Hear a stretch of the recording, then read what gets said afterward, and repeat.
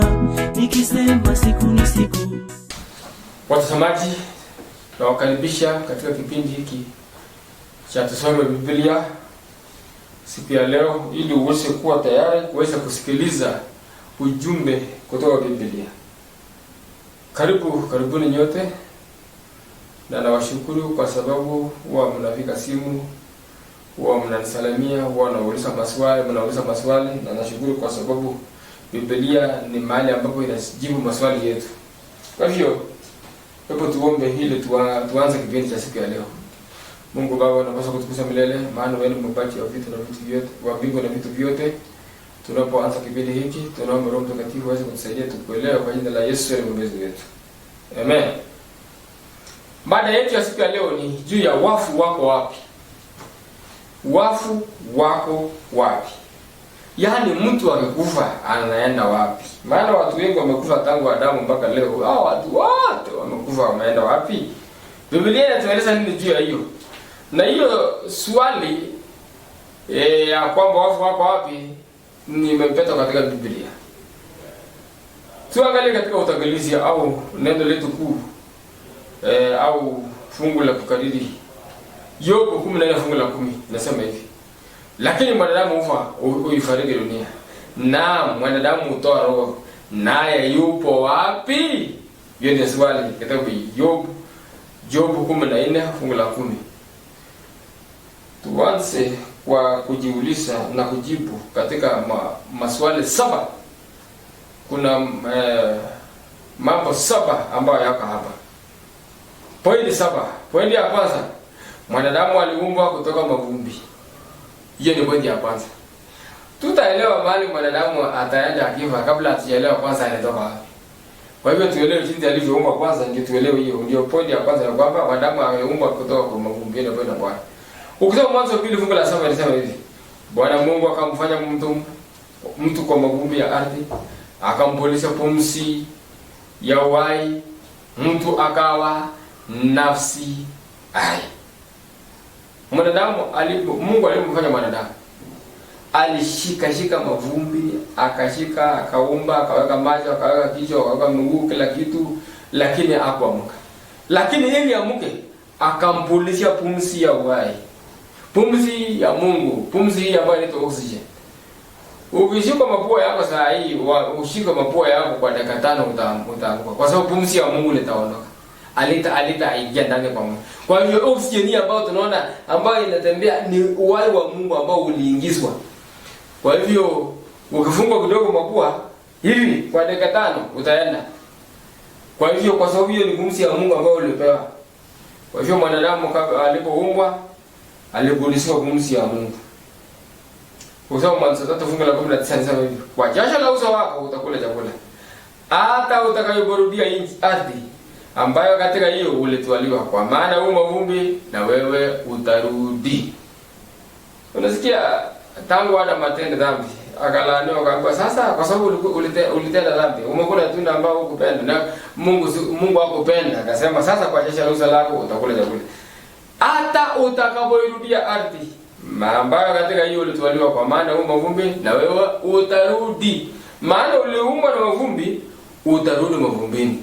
Wakati ambapo pumzi ya Mungu itaondoka, wewe utarudi mavumbi. Ni kama simu hii. Nina simu hapa. Hii simu ni nzuri sana. Nikitoa hiyo battery yake, na hata kama simu ni ghali na ni safi sana, battery ya hii simu ikitolewa na nijaribu kupiga simu kama battery ya hivi, halo, utasikia hii battery haina fanya chochote. Au nishike battery ambayo ni nzuri sana mpya, nijaribu kupiga naye, maana battery inaleta uhai kwa simu. Kwa hivyo battery ni pumzi ya simu, ndio simu iweze kuwaka ni battery. Lakini battery ikitolewa, mambo yanaisha, simu yenyewe itabaki bure bila battery. Kwa hivyo battery itakuwa simu yenyewe itakuwa na mchanga, na battery ni nini? Ni uhai. Chenye kinaipa simu uhai ni battery. Na battery ikiondoka, hakuna kitu itafanya. Kwa hiyo watu wengine wao wanasema kwamba mtu akikufa anaweza kujua maneno, Wacha niulize betri kama umetoka kwa simu, kama haiwezi kuongea, maana yake kwamba haiwezi kujua chochote. Kwa hivyo nataka tuangalie sasa kutoka point namba 2 tuelewe sasa. Tumeona kwamba mwanadamu atarudi katika mchanga. Atarudi mchanga namna gani? Hebu tusome point ya pili. Mwanadamu akifa, pumzi ya Mungu utoka na mavumbi pekee utarudi mchanga. Mwanadamu anapokufa, pumzi ya Mungu inatoka. Sasa hiyo pumzi imetoka. Ni kama ile betri, hiyo betri imetolewa kutoka kwa hiyo simu. Ama tuangalie tochi ya betri yake pia. Betri ya tochi ikitolewa, hiyo tochi haiwezi kumulika hata kama betri ni sawa. Zaburi 104:29 inasema hivi: wewe waufisha uso wako, wao wanafadhaika, waiondoa pumzi yao, wanakufa na kuyarudia mavumbi yao. Inasema kwamba pumzi yao ikiondoka wanakufa. Pumzi ya Mungu ikiondoka watu wanakufa. Kwa hivyo pumzi ya Mungu ikiondoka, ambayo ni betri ambayo inatuhakikisha tutembee, tunakufa. Ambayo hiyo ni oxygen ikiondoka. Basi hata mtu anapokuwa mgonjwa sana akapelekwa ICU, kama angekuwa amekufa na ili aweze kutibiwa pale pengine ambapo kuna shida, anaongezewa oxygen ili asikufe mara moja akishindwa kupumua. Kwa hivyo pumzi ikitoka, basi maisha yako inaondoka. Lakini sasa kwa pumzi ikiondoka, sasa utarudi kwa mavumbi saa hiyo. Mchanga peke yake itabaki. Zaburi 146:4 inasema hivi: pumzi yake utoka, urudia udongo wake. Siku hiyo mawazo yake yapotea. Unasikia pumzi yake inapotoka, urudia udongo. Siku ndio fungu hiyo, wacha ndio fungu hiyo. Zaburi 146:4. Pumzi yake utoka, urudia udongo. Siku hiyo mawazo yake yapotea. Wacha niulize, betri ikiondoka, hiyo mwili itabaki bure, mawazo inapotea. Lakini watu wanasema kwamba kuna fundisho ambao watu wanajifunza, wanasema kwamba mtu amekufa bado anaweza kuelewa vile ambayo inafanyika. Mawazo siku hiyo inapotea. Point ya 3. Mwanadamu akifa hawatakuwa na ufahamu yoyote. Hiyo ni point ya 3. Mwanadamu akikufa hatakuwa na ufahamu yoyote. Hebu tusome kitabu cha Mhubiri 9:5. Kwa sababu walio hai wanajua ya kwamba watakufa, lakini wafu hawajui neno lolote, wala hawana ujira tena, maana kumbukumbu lao limesauliwa. Walio hai wanajua kwamba watakufa. Hata wewe unajua kwamba utakufa. Unajua kwamba Yesu atarudi. Lakini siku mtu amekufa, utatambua chochote. Utajua. Ufahamu utaisha. Anasema kwamba kumbukumbu lao limesahau. Hata yale mambo alikuwa anakumbuka amesahau. Walisha kama mtu amekufa hawajui chochote. Hawajui.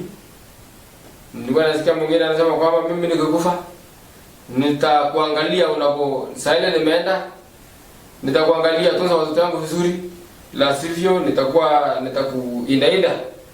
Hakuna kitu kama hiyo Biblia. Mtu kama amekufa, kumbukumbu lao limesahauliwa, mambo yake yatakuwa yameisha. Mhubiri 9:6 anasema hivi pia: mapenzi yao na machukio yao na usuda yao imepotea yote. Unasikia mapenzi yao, kama alikuwa anakupenda, hakuna, imeisha.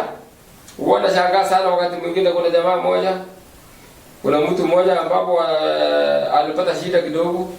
Huyo mtoto alipopata shida akakumbuka kwamba kuna mtu mwenye ananipenda, akakimbia kwa kaburi ya mama yake, akalia akijilalisha kwa kaburi ya mama. Sasa mama kweli wewe ulikufa, alafu mimi na shida sasa hii, mama nisaidie. Biblia inasema kwamba mapenzi yao na machukio yao hakuna. Kwa hiyo ni kazi bure ukienda kwa kaburi ya mtu ambaye amekufa. Ni kazi bure hata kama baba yako huwezi kumfanyisha saa hii. Babu amekuwa mzee, mmoja hana uzuri saa hii. Nunulia chakula, nunulia nguo nzuri ya wakati. Hata leo hata ukifanyisha suti gani siku ya mazishi yake. Maana watu siku mtu akikufa hawataka kumsaidia saa hii, alafu siku atakapokufa wanaanza kutengeneza mambo. Ninasema mapenzi yao na matukio yao na usuda yao imepotea yote pamoja. Wala hawana sehemu tena katika jambo lolote chini ya jua. Hawana sehemu yoyote. Hawana fikira yoyote chini ya jua. Sasa kama uweze kusaidia mtu kama anaishi, kama uweze kuhubiria mtu kama anaishi, mama kama mtu amekufa, amekuwa amesahau, haelewi kile kinaendelea. Kwa hivyo mtu akikufa hajui chochote. Hajui chochote. Kama mtu amekufa hata hawezi kubatizwa.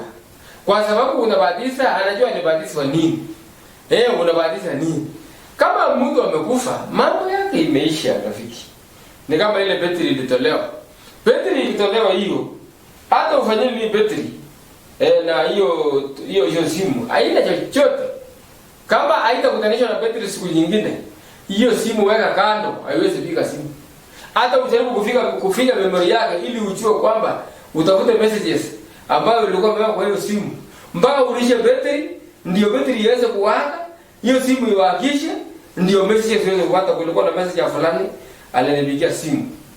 Na akasema wala sehemu yao tena katika jambo lolote chini ya jua. Chini ya jua, mambo yote duniani chini ya jua. Haina maana alikuwa anajua siku hiyo. Kwa hivyo ndugu na dada, naanza kueleza sasa. Mtu akikufa, hawezi kujua chochote, hawezi kuwaza, hawezi kusema, hawezi kufikiria, hawezi kuwa na chochote. Hebu tuelewe Biblia. That's why tunasema kwamba tusome Biblia. Tukisoma Biblia, tutaelewa vizuri sana kwa mtu akifa anakwenda wapi. Mafundisho sasa tulijifunza wakati mwingine juu ya ukweli. Ukweli ni kwamba ndio jinsi ilivyo. Ukweli ni kwamba mtu akikufa hajui chochote. Pointi ya 4. Mwanadamu akifa hawezi kumsifu Mungu wala kutubu. Wewe nikwambia ndugu yangu, kubali Yesu saa hii kama bado unaishi. Siku utakapolala huwezi kumsifu Mungu. Msifu Mungu saa hii. Mwimbie Mungu saa hii. Lakini siku utakapokufa huwezi kumsifu Mungu. Huwezi kutubu siku hiyo. Usipoteze wakati, maana saa ndiyo sasa. Kwa sababu Zaburi 115 fungu la 17 inasema hivi, sio wafu wamsifu Bwana, wala wote washukao kwenye kimya. Kama umeshuka kwenye kimya, huwezi kumsifu Bwana. Sio wafu wamsifu Bwana, wale wote washukao kwenye kimya. Kama umekufa, huwezi kumsifu Bwana. Lakini kama unaishi, utamsifu kama umeishi ndugu yangu. Kwa hivyo saa hii, that's why tunahubiria watu kabla hawajakufa ili waweze kukata neno, ili waweze kufanya uhusiano na Mungu wao. Sasa hivi wakiwa hai. Kama wewe ni mgonjwa, kama wewe hujakuwa mgonjwa, lakini unaweza kuzungumza na Mungu sasa.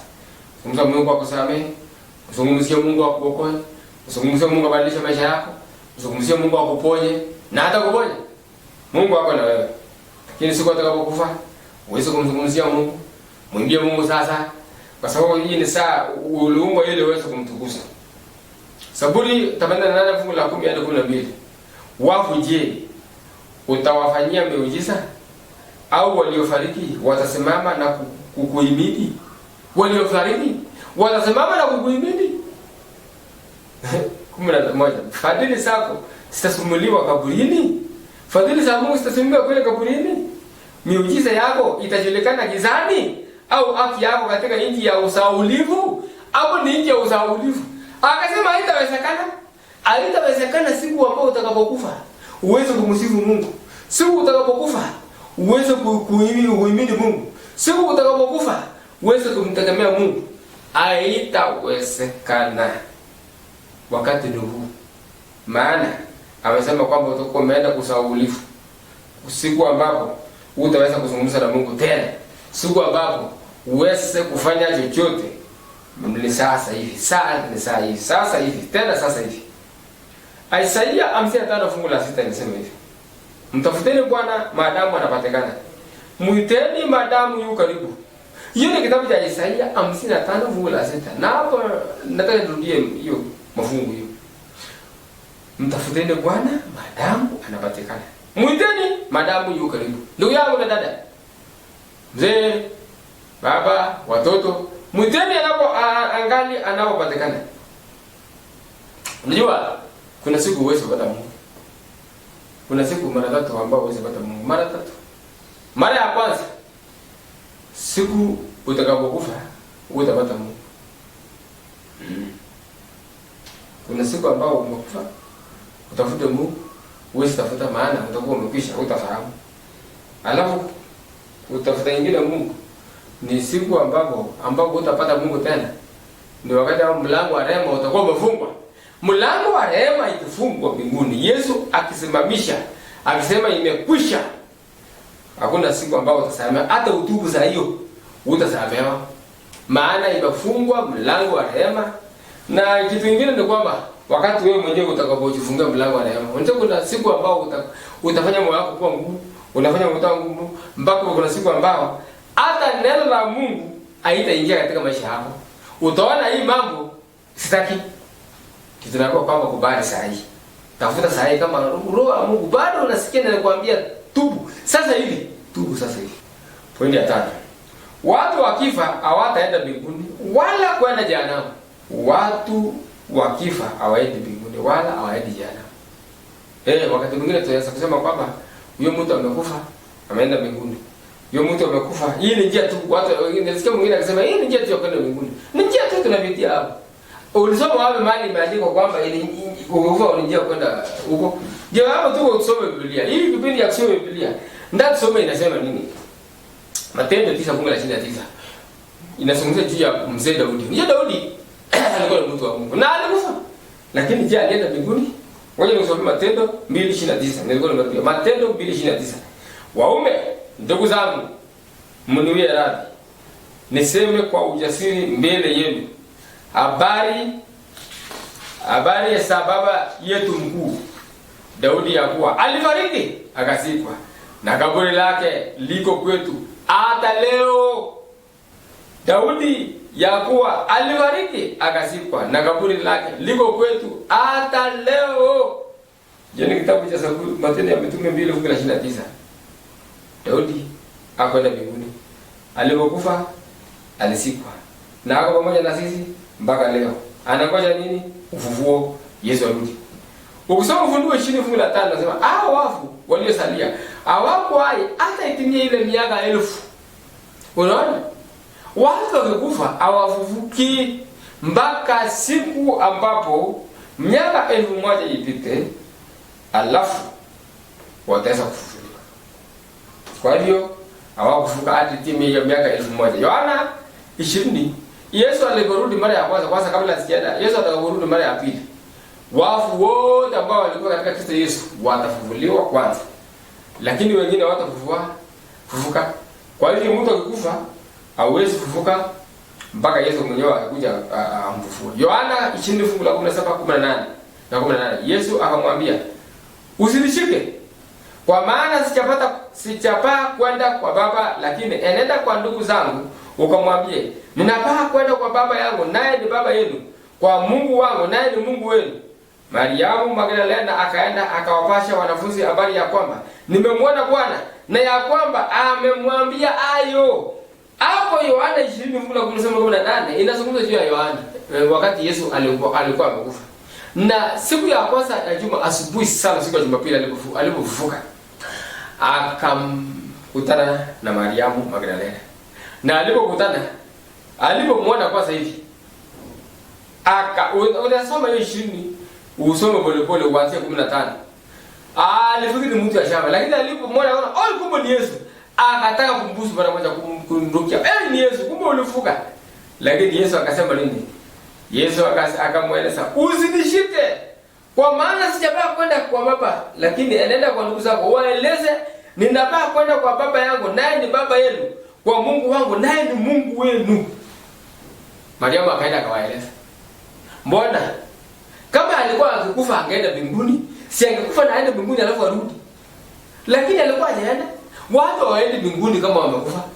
Kama watu wamekufa, wanaenda kaburini, wanangoja siku ya ufufuo. That's why siku Yesu alifufuka asubuhi, malaika akakuja akatoa ondoa jiwe na akaita Yesu. Na Yesu akaweza kufufuka. Kwa hiyo ndugu zangu, tunaelewa hii point ya tazama, watu wakifa hawaendi mbinguni. Wakati mwingine tunasema kwamba Yesu, mtu huyu amekufa, anatuona hapo mbinguni, anatuona. Msisumuke, msilie, maana hapo huko mbinguni. Lakini Biblia inasema nini? Biblia inasema hakuna mtu ambaye amekufa ambaye anaenda mbinguni. Ni mzuri ndugu zangu na dada, tuelewe hii mafungu. Na tuelewe hii Biblia. Ili Yesu akirudi, sio tumeondoka na uongo. Maana Mungu akitupata na uongo hata kidogo, hatutarudi ufalme wa mbinguni. Tusiamini uongo, tuamini ukweli. Pointi ya 6. Mwanadamu akifa atalala mchangani. Mwanadamu akifa atalala. Yobu 7:21.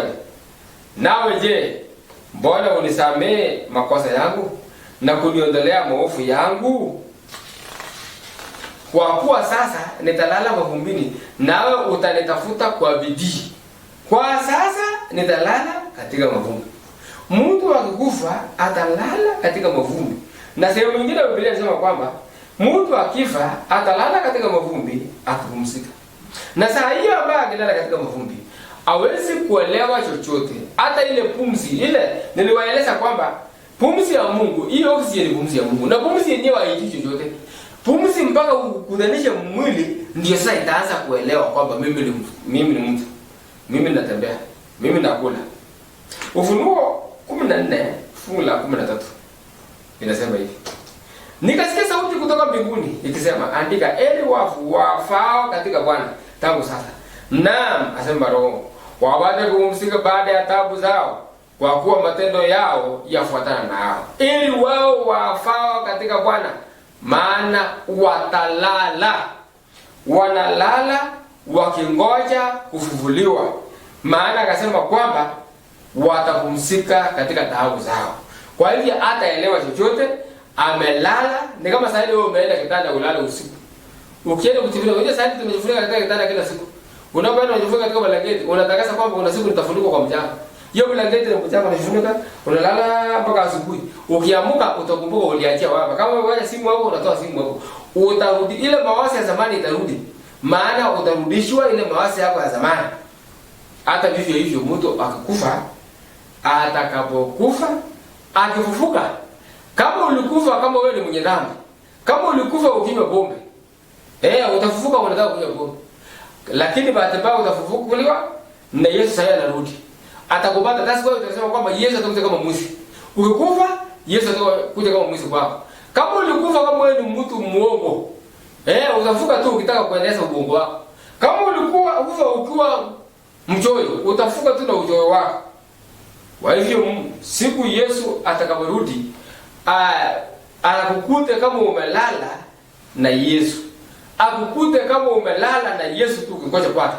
Mtu ambaye analala katika Yesu, Biblia inasema kwamba heri wafu wanafao katika Bwana, kwa sababu wanapumzika. Maana wanapumzika katika shida zao. Kwa sababu siku Yesu atakaporudi mara ya pili sasa, atakuwa tayari. Atafuka tu akiwa na matumaini kwamba mimi nilala katika Kristo Yesu. Ndugu zangu, waje niwaeleze. Sisi tunaposiri kujifunza Biblia hii, itatufanya tuwe tayari kabisa, na usijaribu kukosa vipindi hivi kabisa. Kwa maana inakusaidia ili tuweze kuelewa mpango wa Yesu kwa ajili yetu. Watu wakufa wanaenda wapi? Na mwanadamu akifufa atalala mchangani. Hiyo tuelewe kabisa. Haendi mbinguni. Kwa maana wakati mwingine tunasema kwamba ameenda mbinguni. Pointi ya 7.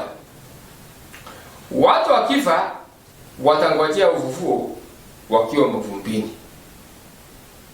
Watu wakifa watangojea ufufuo wakiwa wapi? Mavumbini. Mtu akikufa utakamngoja ufufuo, huwezi enda mbinguni ndio urudi na Yesu. Biblia inasema kwamba ukikufa utangojea ufufuo ukiwa mavumbini.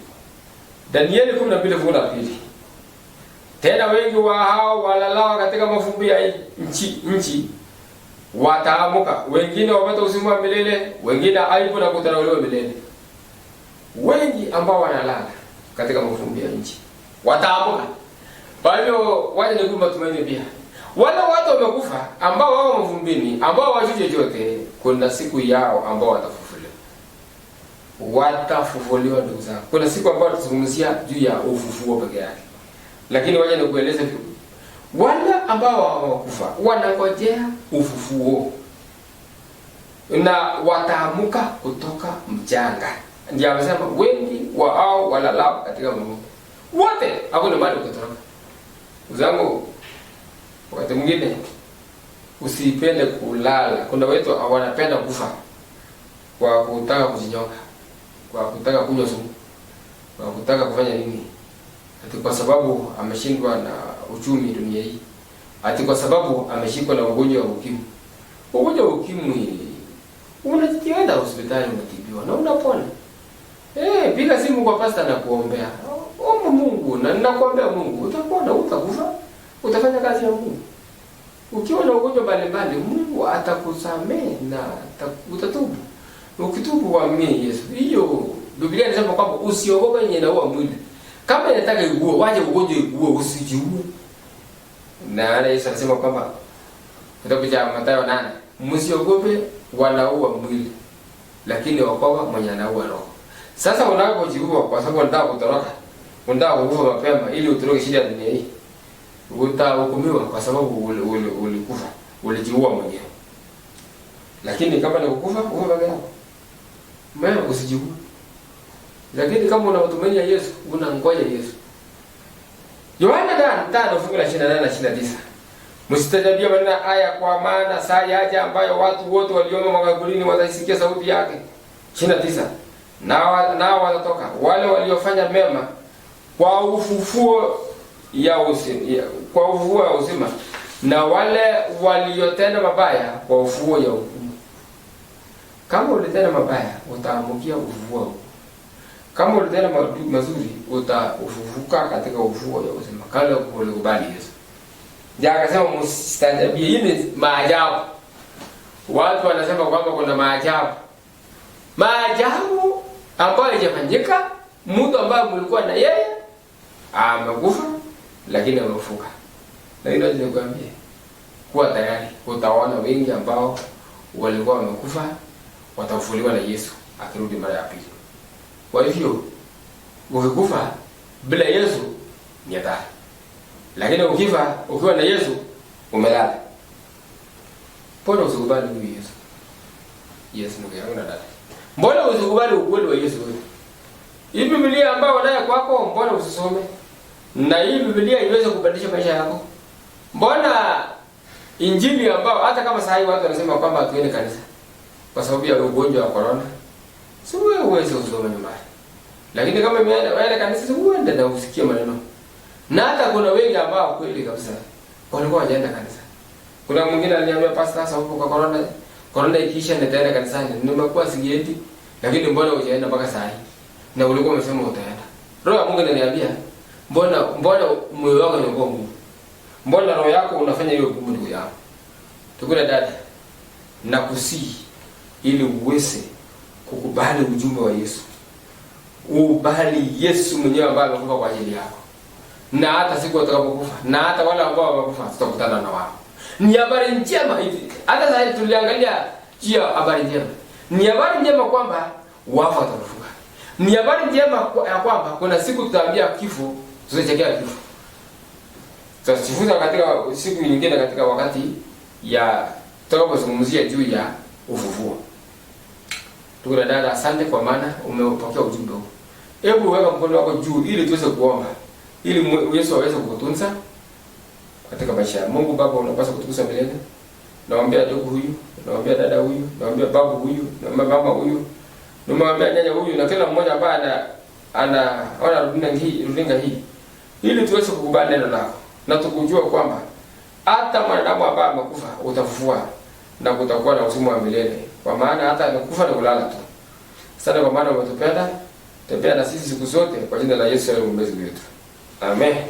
Asante sana ndugu zangu kwa wewe kukubali kukaa chini na kuteka masikio yako na kuangalia mafundisho haya katika runinga hii.